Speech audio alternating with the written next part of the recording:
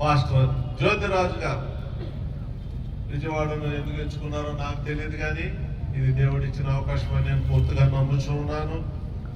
నా ముందు అనేక మంది అనేక విషయాలు చెప్పారు. జ్యోతిరాజు గారు ఈ యొక్క కోడికల గురించి చెప్పినప్పుడు తెలిసినప్పటి నుండి కూడా ఈ సభల కొరకు నేను ప్రార్థన చేసుకున్నాను. దేవుడు చక్కని అవకాశము, మంచి వాతావరణం మనకిచ్చి ఈ కోడికలు ఆశీర్వాదకరంగా జరిగించుతున్నందుకు దేవునికి స్తోత్రం చెల్లిస్తున్నాను. మరి మాస్టర్ జ్యోతిరాజు గారి గురించి కంటే నేను ముందు వారి తండ్రి గారి గురించి చెప్పాలి. ఎందుకంటే ఒక వాక్యం చెప్తా. సాంఖ్య గ్రంథం 11వ అధ్యాయం 14వ వచనంలో క్రైస్తవ లోకానికి కావాల్సిన గొప్ప హెచ్చరిక, నాయకులు లేని జనులు చెడిపోవుదురు అన్నాడు. నాయకులు లేని జనులు చెడిపోతారు.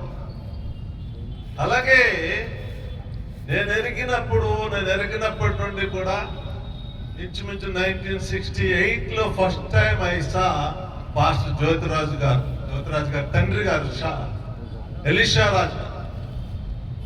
68లో నేను అమలాపురంలో ఉన్నప్పుడు ఆయన కూడా అమలాపురంలో ఉన్నారు. అపోస్తలు పరంజ్యోతయ్య గారి నాయకత్వంలో ఆయన పనిచేశాడు, నేను పనిచేశాను. దేవునికి స్తోత్రం.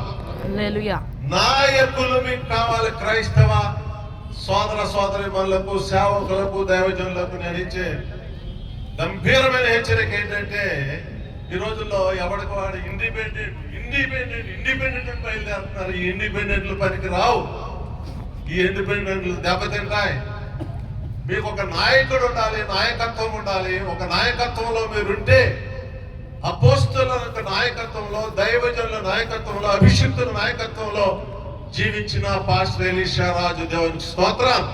ఈవేళ ఆ కుటుంబాన్ని అద్భుతంగా దేవుడు వాడుకుంటున్నాడంటే దాని పునాది అపోస్తలు పరంజ్యోతయ్య గారి యొక్క పునాది, పెంతెకోస్తు పునాది. చప్పలు కొట్టి ప్రభుత్వం పొందుతాం. దేవునికి స్తోత్రం. హల్లెలూయా. ఒప్పుకుంటానండి ఎలీషా రాజు గారు. అలాగే నా తల్లిదండ్రులు కూడా దైవజనులు, దేవుని ప్రేమించి అపోస్తలు పరంజ్యోతయ్య గారి యొక్క నాయకత్వంలో వారు జీవించినంతకాలం సేవ చేశారు.